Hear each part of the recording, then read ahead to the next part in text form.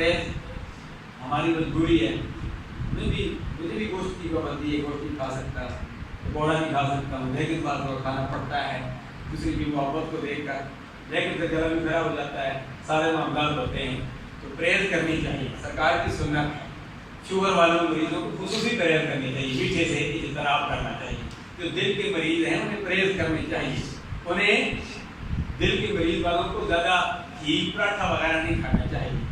اور جو جوڑوں کے درد کے مریض ہیں انہیں پرہیز کرنے چاہیے. انہیں موٹا گوشت چاول اور یہ پکوڑا سموسا اور چنے کی دال یہ نہیں کھانی چاہیے, اس سے جوڑوں کا درد اور زیادہ ہوتا ہے.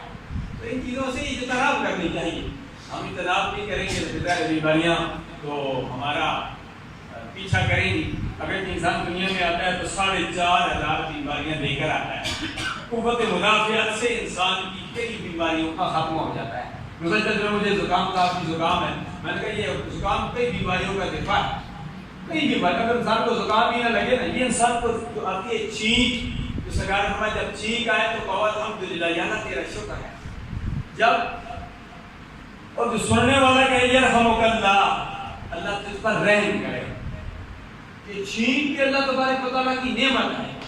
یہ انسان کو چھینکنا ہے نا, جب چھینک آ جائے, جب چھینک رک جائے, یہ اس قسم کی کیفیت ہوتی ہے کہ چھینک آ جائے اور بعد میں چھینک رک جانے کی وجہ سے انسان کی موت ہو سکتی ہے.